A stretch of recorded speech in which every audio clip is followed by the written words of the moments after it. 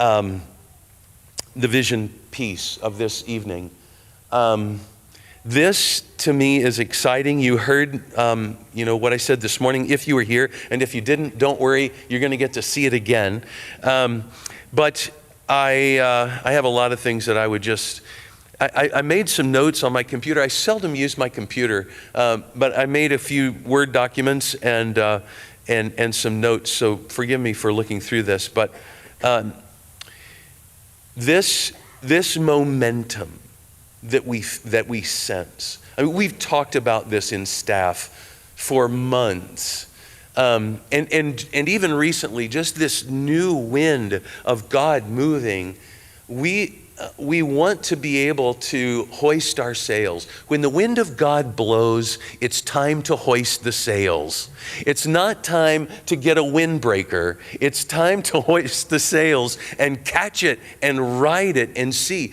When I think about the early Christians in the book of Acts, and God was adding to their numbers daily those who were being saved, you have to know that they sensed a spiritual momentum. The wind of God was like a force, and it still moves. God is still moving. And so I think it is a great time to hoist the sails and to position ourselves to set this church up for the next 50 years. And rather than me, basically I said this morning, what are we doing? Why are we doing it?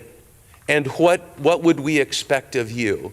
And I'll address those in the video, but quickly, we want to do what we need to do to this building to be hospitable to those who are coming and to set the building up for the next 50 years. We're stewards, not just of all that God has entrusted to us, Ken, which that is for sure. And everything that we own, it's God's. But we also want to be good stewards of this place, His house. His house is important to Him.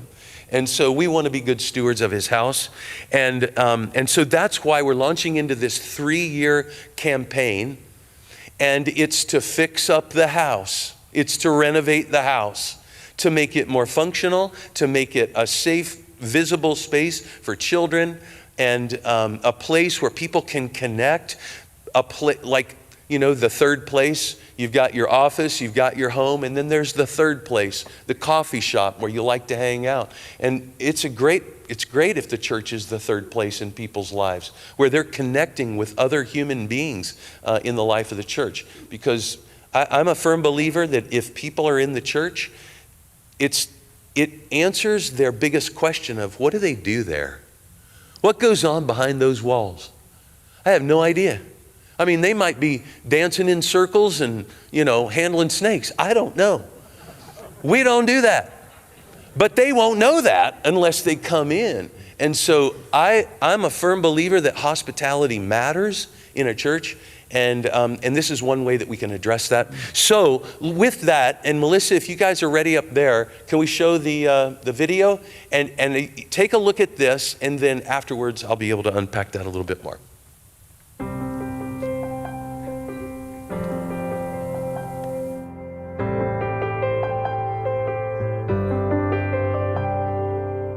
There is a spiritual momentum that is happening here at St. Matthew Church.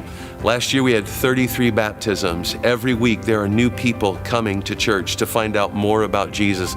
It is definitely an exciting time to be alive. And you can sense the spiritual momentum that God is already bringing. That's why I want to introduce you to the Momentum Campaign. Through the Momentum Campaign, we're going to be able to do several things to update this building. First off, we're going to be able to renovate the children's area so that it's attractive and visible to people who are coming in the building. And the second part of that is that we will be able to provide an up-to-date facility so that it's a safe and secure environment for people to leave their children. The third part of this campaign is that we will be able to renovate the entrance area of the church so that when people walk in, right away they will sense a warm, inviting, hospitable place where they can connect and gather before and after church services. It's going to be a wonderful time that we could use not just on Sunday mornings, but throughout the week as well. We will also be able to do some adult education spaces and update that. We are sorely lacking in the ability to have adult education rooms on any given week or on a Sunday. By renovating these rooms, it will give us more space on a Sunday morning to have adult education. And fifth, we're going to be able to provide at least one elevator that is much needed to access the rooms underneath the sanctuary. That elevator will make all of the Sunday school areas below the sanctuary accessible. That will be a game changer for us.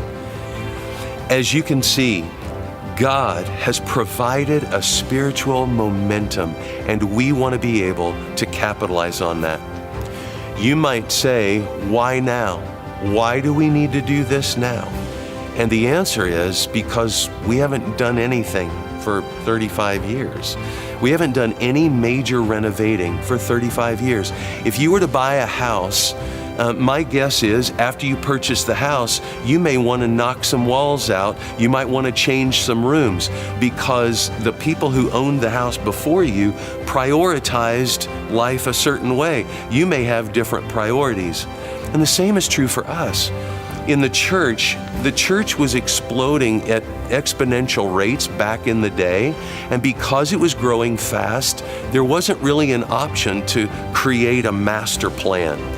Now we have the opportunity and the responsibility to set this church up for the next 50 years so that the generations who come after us will have a building that supports the ministry that God is doing in and through St. Matthew Church.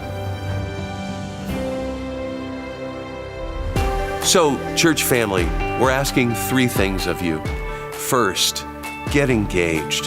Ask questions. Find out all you can. We are here to answer your questions, and we would be more than happy to answer any and all questions that you have.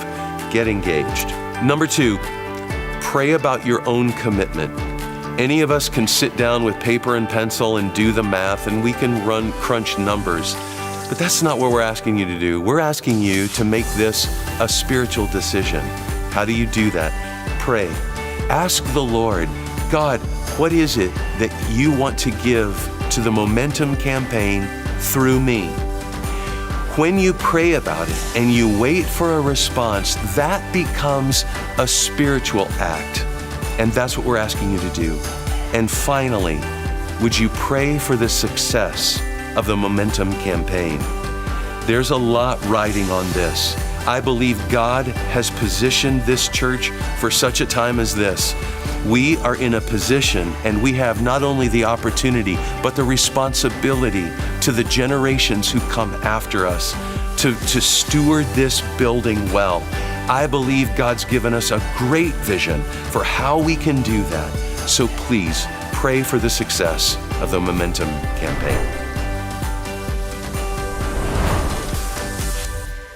All right.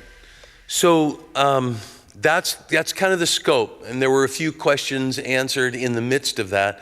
But I wanted to talk a little bit also about how did we get to this point. It wasn't like, last week we said, hey, what do you think? You think we ought to do this? No, this has been years in the making. As a staff, we've been talking about some of the limitations that we have around this house. When it comes to, like, for example, youth. They were outgrowing the youth room, which is a great problem to have. And so we were able to address that quickly by using some of the old daycare space downstairs, and we were able to expand that out. They're already pushing that. And that, again, great problem to have, but some of the space is limited. The children's area, if you've ever been up into the children's area, there are a lot of little rooms, and you'll go down a hallway and then a little curve in the hallway and up a ramp and down a ramp because they were connecting buildings. And so, they weren't all going to come out in the same way. And and that has its own limitations as well. If you ask, people that study this for a living, how long does it take for a person to decide if they're going to come back to a church? Those answers will vary. They'll be as much as 20 minutes and as short as 8 seconds. Think of that. When you go into a place, within 10 seconds to the first minute, you kind of have a sense of if you really want to come back. And then it's your engagement with people that will kind of make or break that, and hospitality sets in. So if you're a young family, and I mentioned earlier, we've lost 19 last year to death. We must begin attracting younger families. And because younger families today are going to be the elderly 50 years from now, right? 40 years from now, depending on how young that family is, right? They're going to be the elderly. They're going to have kids, and then their kids are going to have kids. They're going to become grandparents and great-grandparents here, hopefully, right? And so if we don't attract young families, we are within 20 years of dying. So somebody asked me this morning, why now? That's why now. Because if not now, when? If not now, when? Do we keep waiting and hoping and then losing 19 and 20, a year? Like the time stamp is on us if we don't grow younger. And I know whenever pastors say that there's kind of a rumble in the crowd of, well, aren't we important as older people? You're absolutely important. In fact, you're the saints. And you can be mentoring and shaping and speaking into these younger people's lives as they come into this church. That would be a great thing to have happen. But that's what needs to happen. And in order for young families to be attracted here, they have to know that when they walk in, we've been thinking about them. Right now, hopefully they'll stop at the Connection Center, which has been an enormous blessing for those of you who help out with the Connection Center. Thank you, thank you, thank you. Because that's the point where people get directed to where they need to go. It's like the hub. And when somebody comes in and they go, do you guys have anything for, adult education? They can say, yes, we do. We've got several classes. Or do you have anything for, youth and children? Well, yes, we do. You just got to go through that little doorway and then go up the stairs. And then when you get to the top of the stairs, you'll find somebody up there. And, what if the children's area was visible right when you walked in the door? Then you're sending the message that we've been waiting for you. And we're ready for you and your kids. And your kids are going to learn about Jesus here. And we're going to love them. And they're going to be safe here. So the children's area was like when we started having conversations with the architects, these were some of the early things. We got youth issues. We've got children's issues. We've got Sunday school space issues. On a Sunday morning, you go to the park room and it's like bursting at the seams because ML has a class in there and he's an outstanding teacher. And that class is full. And all the other classes, they're full. And so part of that was like, well, could we get some space that will help us with putting classes for midweek, Wednesday night things, as well as Sunday morning things as well? And so that started in with the conversation. So we called the architects Kuba and Newt. And Doug Kuba's here tonight, so back in the back. And I'm going to call you down here in a minute after we show the flyby. We got another video that nobody's seen except a few, and you're going to love it. But we called them, and we have had multiple conversations. And they have been so good to go back and they'll redraw and they'll say, well, what about this? And we'll say, yeah, that might work, but what about this? And we've been in this for months. And so we're so grateful, Doug, for you guys and for all that you've been doing. And so this is a 3-year campaign that we're looking at. We're not telling people that this has to happen in 1 year. It's going to happen over 3 years. And as Ken mentioned, this is over and above our tithing to the church, and that can scare people sometimes. In fact, I'll let you in on some of Gina's and my conversations around this. And I said, I went home one day and I said, Gina, we're going to have a 3-year capital campaign at the church. And I want you to pray about the number, because I've been praying about a number and I've got a number in my mind and it's a big number. She said, how big? I said, you pray about it. You pray, and we'll come back together and we'll compare our numbers. And I can tell you it's more than our tithe over a 3-year period. So I say that not to say anything other than full transparency. I'm never going to ask anybody to do something I'm not willing to do myself. And so full transparency, that's our conversations.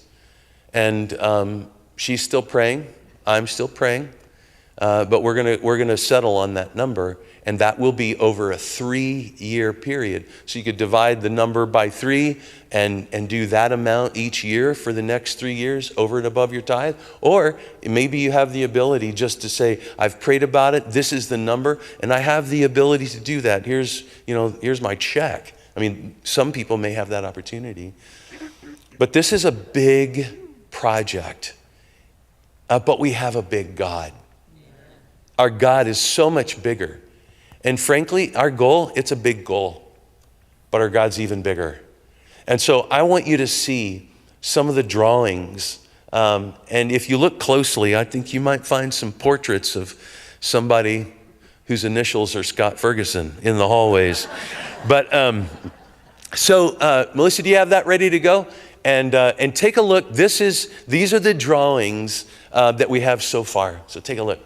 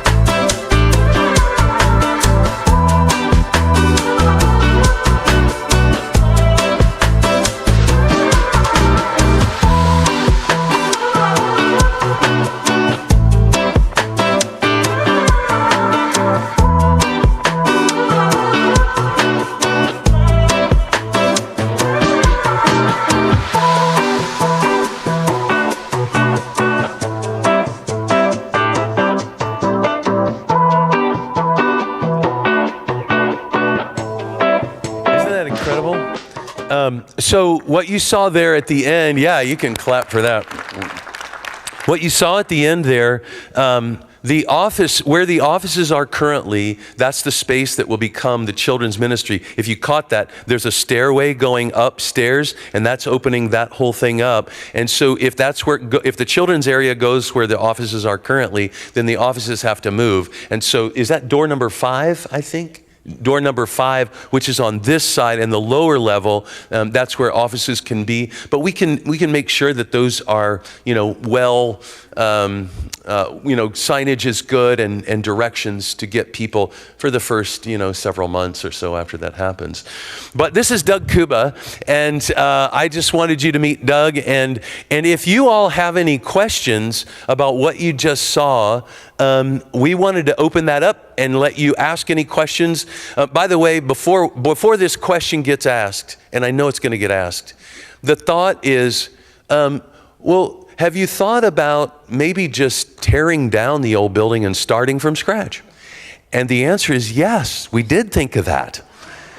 And you don't want to know the number that was attached to that. That number was staggering to me, especially. But anyway, so if you want to go around, anybody have questions for Doug as the architect or for us in any way? We want to open that up and let you have a chance to ask any questions. You guys did a great job. Presented it well. Yeah. Oh, yay. You want to say anything? Yeah. Well, I just wanted to say, my wife is here. She keeps me in line. And Boyce Knupp is out in the back, and Mick Schaefer also was the guy behind the magic images.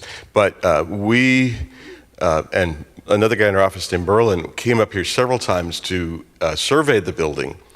And I have to tell you that we ran out of breadcrumbs in our pockets to find our way out. So, and we're architects, we do buildings. This is a good bones though, good spaces, you've got a good frame. And tearing it down was very attractive, except for financially. Yeah. So, but I think what we've come up with is going to be a great ministry tool, which is what we're all after here. Good. Anybody have a question? Oh, down here. Oh, right in the back. I have 2 questions. One is, will the children's area be handicap accessible? And what about the thrift shop? Thrift shop at this point doesn't change at all. It gains a little space because there's a stairwell taken out of there eventually, so it's a little bigger. And yes, there's an elevator planned for that corner also, so the children's area will be accessible in the master plan. But keep those cards and letters coming. Yes. Yeah. Over here. Down here, Russ.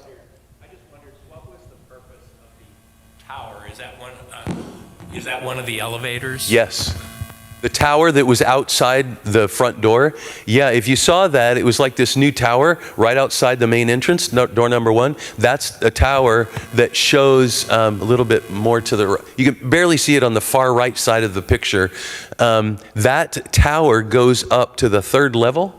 All levels. It'll from the thrift shop all the way to the top level. Yeah. So that building has 4 floors in it. You heard me say in the video, I think, at least 1 elevator. And that's why. The 1 elevator will be, I think, right over there in the corner. And that will access the lower area. And if we're able to do that 2nd elevator, that will make it so that kids' ministry can be accessible. And that would just be a great thing as well. In the back. I'll beat you. You had 2, Ross. My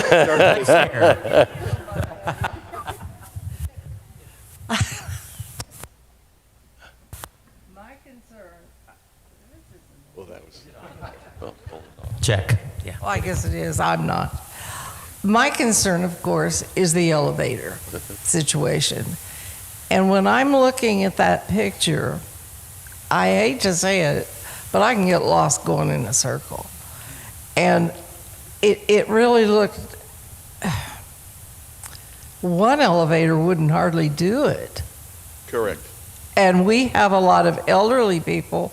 While I obviously, because I'm in a chair, need an elevator, but we've got an awful lot of elderly people that cannot walk very well and couldn't possibly get through all that. It looks wonderful, but... Yeah, I think the elevator in this corner that Bob was talking about will access from the parking lot up to the lobby level behind the piano. That's where it comes in right there. Who's this? the statue? John Wesley. It is Wesley, It is okay. Wesley. I was trying to think, it wasn't Luther, because that wouldn't make any sense. John Wesley is out here, and so it goes from there to the parking lot, and then down to the level below, and then to the level under this, because there's a level between that level and this level.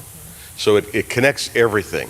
And I think it's going to take, the hospital that has the stripes on the floor, it's going to take a little bit of that at first, but it will connect pretty easily to get all of this this buku education space under this level here. So it will access that and the lobby and the parking. So it pulls everything together. No, the reason we decided not to do the balcony, although it could, is that when you get up to the balcony, there's steps.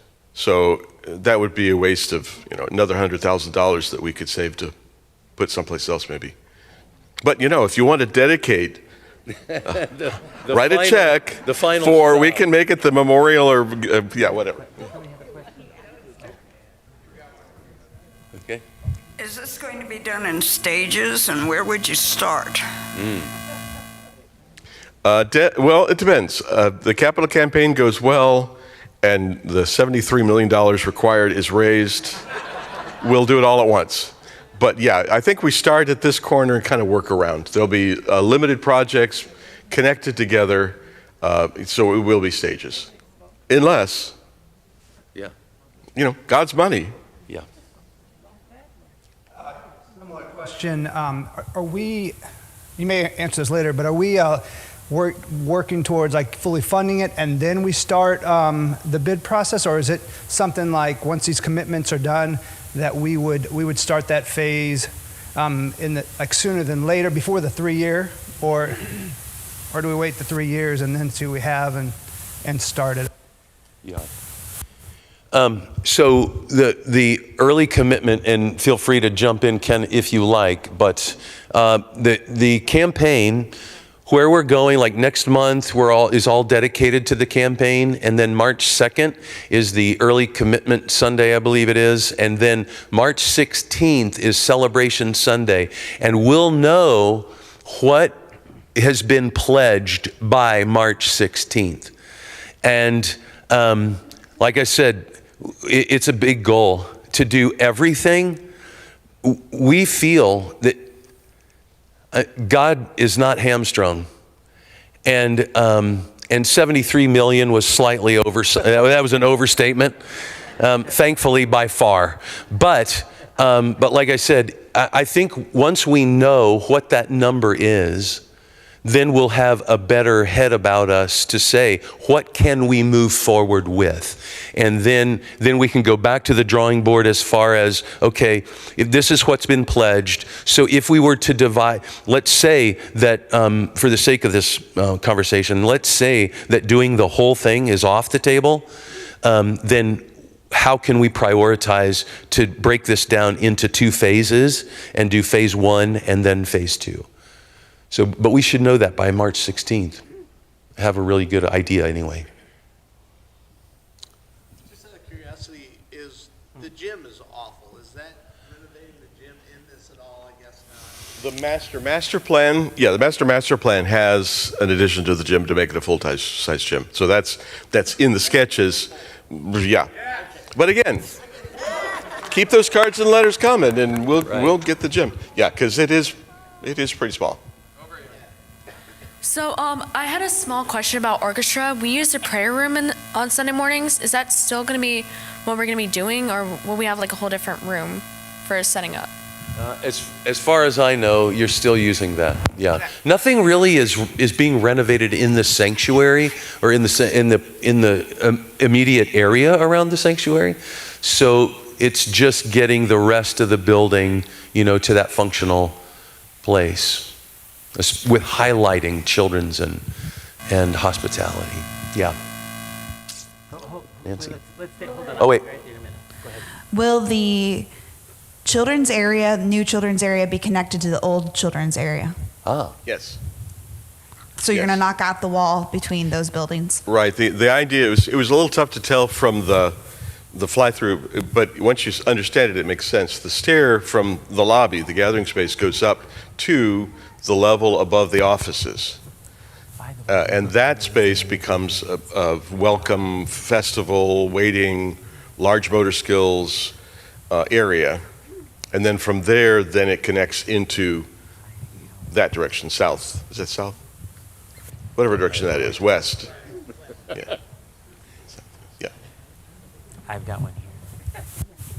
Okay, first of all, as a children's leader, I love the slide. Thank you, thank you, thank you. I told my husband I wouldn't say that, but I did. I want to know, for the contemporary service, the chapel, is there any plan to enlarge in that? No, but it hasn't, no. No. Yeah. Because we're bursting at the... But there's still, again, the next phase. Can I talk about that for a second, Nancy? Really, the only viable way to do that is to knock out the stone wall and move out into the grass. And so there's really no other place to go. And so again, not taking that off of future tables, but no, not in this, yeah. Raise your hand high if you have a question. Okay. My question is, are we talking about an elevator or a lift? Elevator. Elevator? Elevator. Both. If we're able to do the one with children's area, that's a full elevator too. Full elevator, if we are able to do both. Right.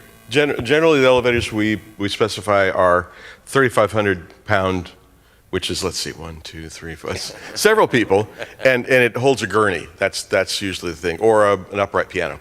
Yeah. Wow. Yep. So would your plans include a family restroom that a family or a man and a wife could go in and use that's accessible with a wheelchair? I'm not, is Mick out there?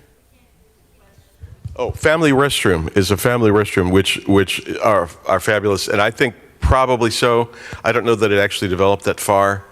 We're renovating restrooms that are currently existing? No, that wasn't part of the plan, Okay. but that's something that should happen. Yeah. But yeah, family restrooms are great, not just for parents with kids, but also kids with parents. As parents age, it is. Yeah. In there. Okay. Do we have plans for what sometimes they call a family worship space, where people with young kids can go, where they're not necessarily disrupting the rest of the congregation, but where they also are still part of what's going on in the main room? It's something that I have seen as I've visited some other churches that I liked. I've seen it too, and it works really well in LA where the weather is always good because it's usually outside, right? But we do currently in the foyer. Now, granted, in the foyer can get, it's a little higher traffic area, so it's not necessarily quiet, but there are monitors of the worship service in progress, as there are down in the Vine Cafe. There is a monitor down in the Vine, and if people were in kind of an overflow area, or an area where it's not their kids aren't gonna be, disrupting or whatever, there are currently spaces, but not, to answer your question, no, we didn't develop a special one in addition to what we currently have. We would just want to rethink probably those areas. Yeah. Once we get the commitments, yeah, are we going to do this as a self-funded project, or are we going to use a financial institution and then pay back a financial institution? We don't know. Yep. Whatever. Again, if God moves, and I believe God will move, this whole thing could be funded. The whole thing could be funded. Now, that comes in obviously in piecemeal over 3 years. So I know that we do have a line of credit, with a bank, so we're able to do that, and they work with us, and and whatnot, but no, we can't answer the question fully. Over here. Yes. I know this is over 3 years. Thank you, dear. This is going to be over 3 years, but now you're saying by March 16th, we should know a little more. Yes. In other words, price. Yes. That we have been able to draw in to the church. Yes. The money. Okay. What I want to know is what is going to be the first thing they're going to start on? Yeah.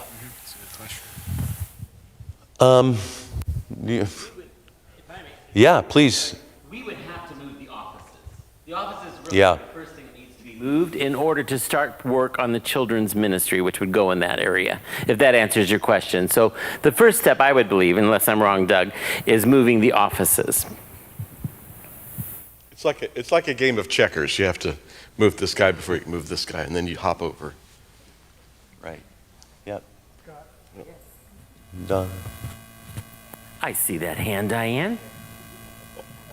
I just wanted to know if you've thought about anything for the kitchen.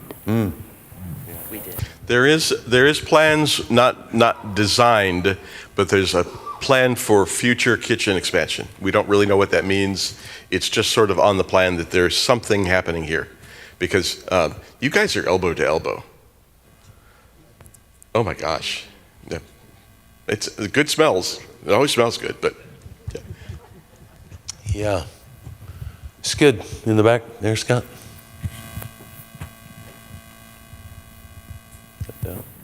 Is there any thought to a vestibule for the door by the kitchen and the park room? It's all fully code during the wintertime when people walk out. The ultimate plan, there's this new stairwell that goes at that end, which some of your stairs are close to meeting code. Is there a fire marshal in the room? Yeah, so one of the things is to replace that stair, and that stair becomes a vestibule. So there's an outer door into the stair hall, and then you're into the building. So yeah, the draft would be stopped there, and that is a big deal. It's terrible, yeah. And if I could say one thing, I just mentioned to Bob. Yep. I hear the question about the gym, the entrance, the kitchen, and understand we have met for close to 2 years now on a full comprehensive plan, but we decided this is the things you're seeing tonight are the things that we feel are imperative to take care of immediately, and then we'll start moving forward on those other projects. Would that be a nice way of saying it? That's a great way of saying it, So I want you to Scott. understand, it's not that we're saying this is it and we're not going to fool with the gym or the kitchen. I'm well aware that kitchen needs updating and expanding. We serve a lot of meals out of that kitchen. We do. My grandma always said, if your blanket's too short, pull your feet in. So what we're deciding now is how long is the blanket? So. Right. That's a good way of putting it. Love it. Scott. Uh-oh. Yeah. Okay, if you're moving the offices downstairs, I work in the thrift store. So there's 2 storage rooms that we have down there. Will those be taken away to make offices? I don't believe It's a possibility. I wouldn't rule it out, but right. we most have of the it's at the other end, toward the door 5. towards the old youth room. It's Right. toward the old youth room. Right. That's where it starts, and then it kind of keeps moving. So Yeah. that area in between is sort of in development right now. So we'll have to. Just wondered if And we just so had you to know, start these moving plans are not construction documents. This is not. Everything's This is not the This is pretty, big broad brush Bob Ross kind of paintings. It's sort of. So as it develops, we will be asking probably more specific questions of specific ministries. Yeah. Will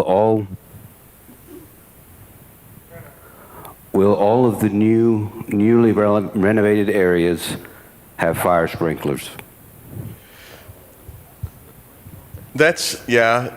If I were in charge of the world, yes. If I were in charge of the budget, so we'll have to look at that. Aren't they required by building code for a building this size? Not necessarily, because you're divided. You have this great firewall here that apparently works. You've tested it. You tested it a few years ago, so maybe not. But we'll have to If we can, the sprinklers are great because they do save money on insurance. They save money on doors and hardware and frames. Drywall is less expensive if it's not rated. There's a lot of things that you can save, but it will cost. So Save lives. well, yeah, it does. It can. If you've got early warning in a building like this where people, it's not like a grocery store or something where people don't know the way to get out. So it reduces the risk. You're absolutely right. It can. I'm a proponent. Sprinklers are great, but can you afford it? Maybe we'll look and see. I think it's a good idea. The lower level, a lot of it already is sprinklered, but that was because of the preschool, the daycare down there. And maybe we can extend that and make that work. So we'll, again, part of the how much do you have to spend, how long is the blanket, how much money is there kind of a thing. But I hear you, I do. And if you were building a new building, it would be sprinklered. I work in a thrift shop also, and we are so crowded down there. The Run Youth Room that's been emptied, sitting down there, would there be a possibility that could be a temporary use for us until we get things rearranged? Yeah, well, so that's one of those things that's still up in the air.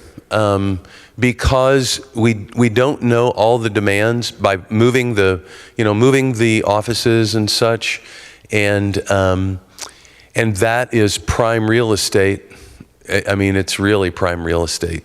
So I think we need to keep looking at what's the best use of that space. We've talked about it. I mean, you're not asking anything we haven't, as Scott mentioned before. But that's the honest question: is we still have to talk through what's the best use of that room.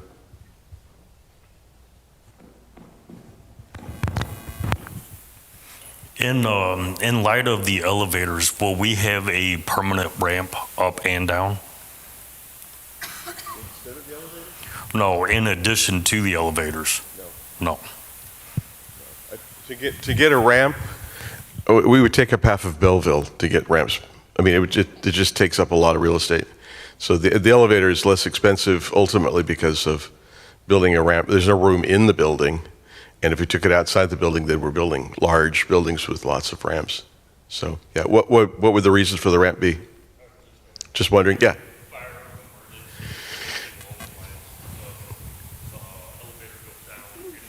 Right, the elevator. Yeah, it's just no. There's no way to do that.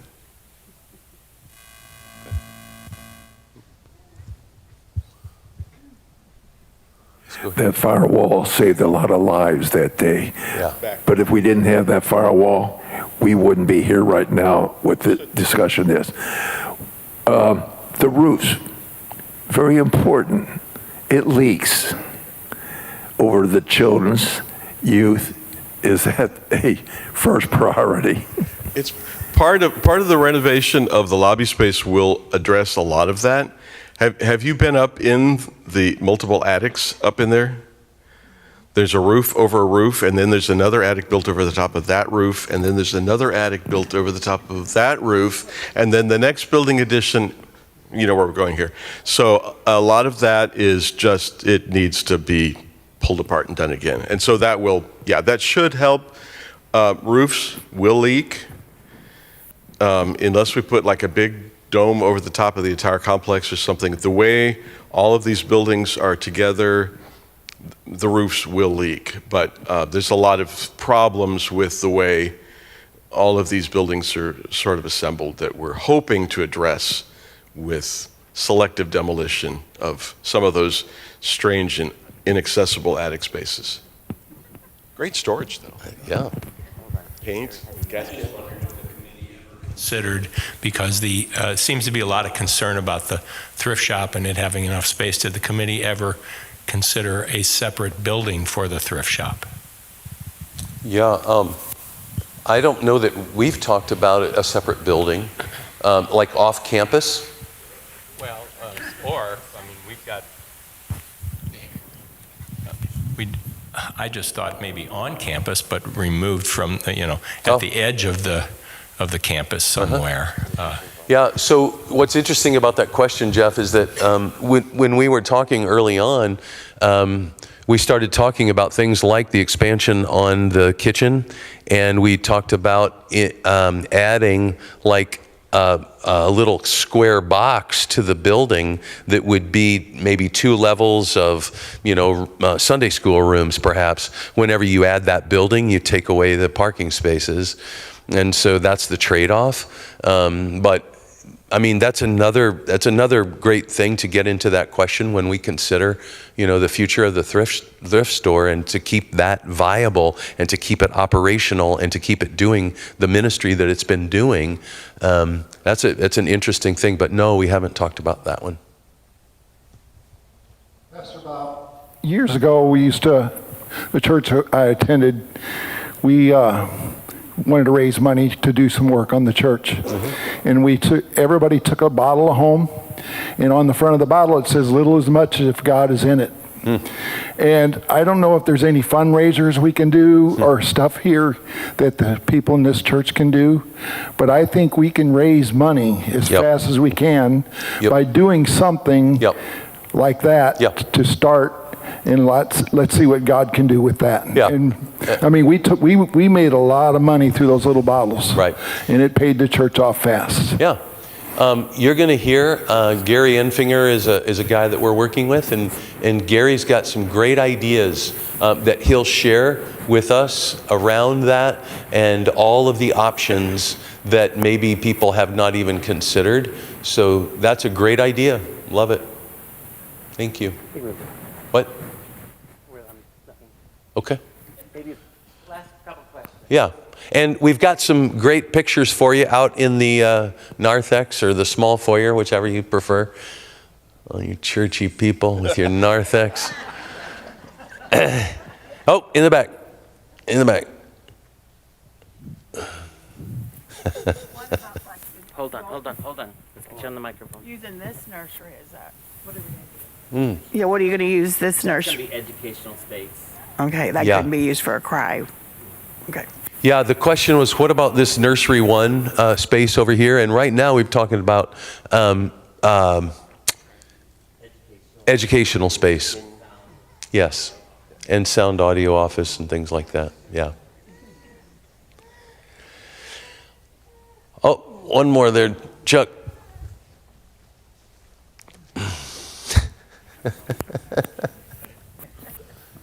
Bob, and I don't know, maybe this is something to talk about right at this point. And I guess this is the elephant in the room.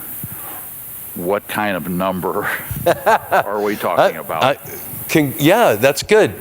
So we've got, do you want to? Look at him slipping away. All right, the good news is it's not 73 million, as you alluded to. I saw what you did there. That was really good. All right, so if I'm remembering correctly, now part of the challenge, Chuck, in this is that these numbers aren't bids. They are working numbers, from an architect who's probably not far off. But I mean, and is there an estimated maybe a slightly above or slightly below, or it's?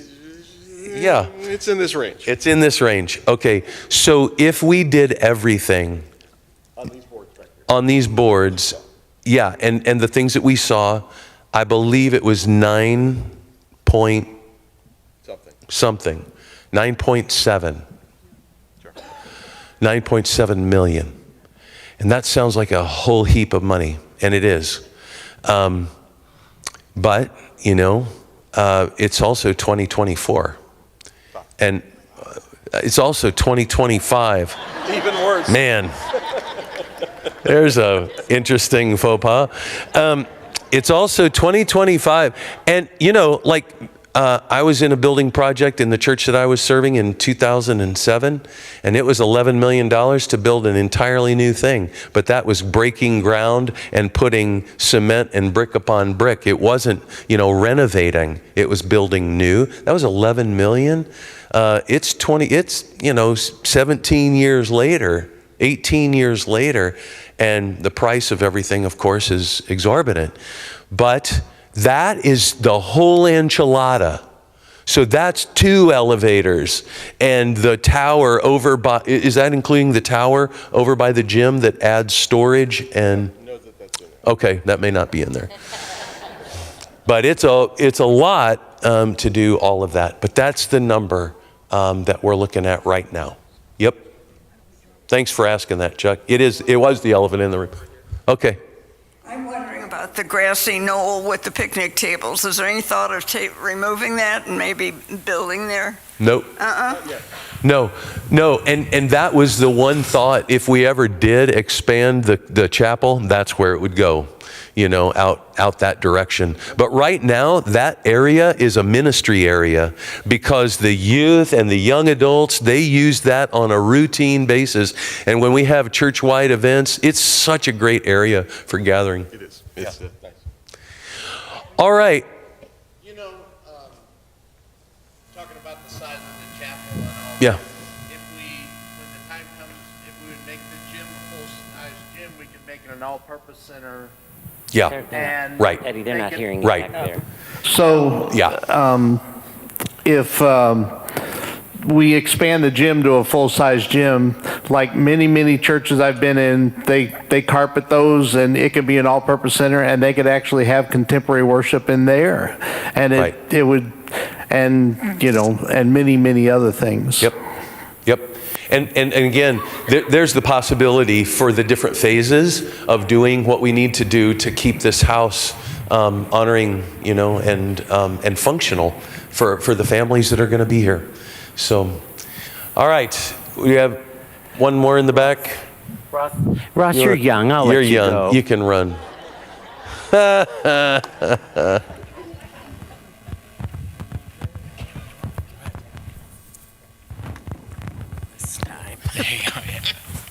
I have to ask you something.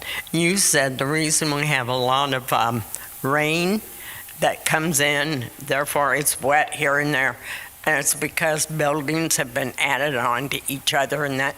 Are we going to have that same problem with the renovation? Absolutely. There you go. Fact is, roofs, there's a story, I tell you a story, architect story. Frank Lloyd Wright, kind of famous Midwestern architect that did pretty well. His clients complained that the rain was coming in his office and hitting his desk. And Mr. Wright promptly wrote back and says, "Kindly move your desk." No, and the roofs will leak. Complicated roofs that have been added to without a plan overall will leak more. And so as we pull things away, our intent is to reduce the number of, all of your buildings are built at different times, different structure, different kinds of construction, and they all move differently. So there's no way to keep the flashing constant. Just no way, it doesn't work. So what we're going to try and do is kind of connect everything together with a single overall arching concept to reduce the number of those weird little changes. Does that answer your question? And just move your desk. All right. I can just add one more thing. Please. When we're wrapping up, in the small foyer here, Mick has been nice enough to put up the poster boards with the renderings, the drawings and such, and the architect crew, Doug and everybody, will be out there. If you have additional questions, you can ask them as you're looking at the pictures. Great. All right, are we going to sing something? What are we singing? Well, the goodness of God. Don't you think that's appropriate? I think it is. Let's wait till the singers get up here. So talk amongst yourselves for a minute.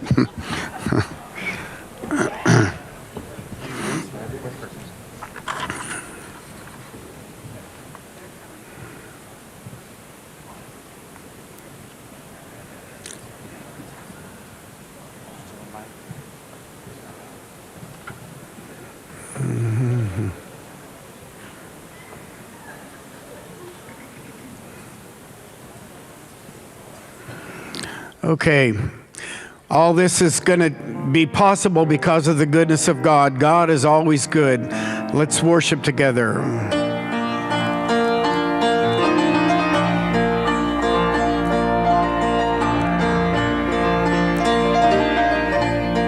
Here we go. I love you, Lord. Oh, your mercy never fails me. All my days I've been held in your hands. From the moment that I wake up until I lay my head, I will sing of the goodness of God. All my life you have been faithful. And all my life you have been so, so good. With every breath that I am able, I will sing of the goodness of God. I love your voice. You have led me through the fire. In the darkest night, you're close like no other. I've known you as a father. I've known you as a friend. I have lived in the goodness of God. All my life you have been faithful. And all my life you have been so, so good. With every breath that I am able, I will sing of the goodness of God. Your goodness is running after me. Your goodness is running after me. Life laid down, I surrender now. I give you everything. Your goodness is running after me. All my life you have been faithful. And all my life you have been so, so good. With every breath that I am able, I will sing of the goodness of God. And I will sing of the goodness of God. Everybody said, hey, you'll notice if you look down front here, there are some easels, and on those easels, there are some poster boards. We're inviting everyone on February 10th to pray. We're going to do a 24-hour prayer vigil all through the night. And you can come here during the day. At night, you can do it in your home. But we want everybody to sign up for a time so that we can cover this entire project in prayer. Unless the Lord builds the house, the laborers work in vain. Unless the Lord builds it. We're on a exercise of futility. But I believe the Lord wants to do it. So we're going to bathe this in prayer. And we will cover it in prayer. And so if you know that you can do this, come up. And there's even little cards that like you get at the dentist to remind you when you're going to be coming back for your next fun visit. And you can fill out that card for the time that you signed up for, and then put that in your wallet so you can keep it and be reminded. Put it on your calendar so that you'll be praying at that time. And go out into the vestibule. What is it? It's a narthex. It's a foyer. Go out there and look at the pictures. They're really awesome. And as you go from this place, I'm praying God's blessing on each one of your lives, that He would continue to bless you to the overflowing. His love, His mercy, His Spirit filling you, His love pouring into your heart, that you might share that with those around you. In Jesus' mighty name. Amen. Thank you so much for being here tonight. God bless you.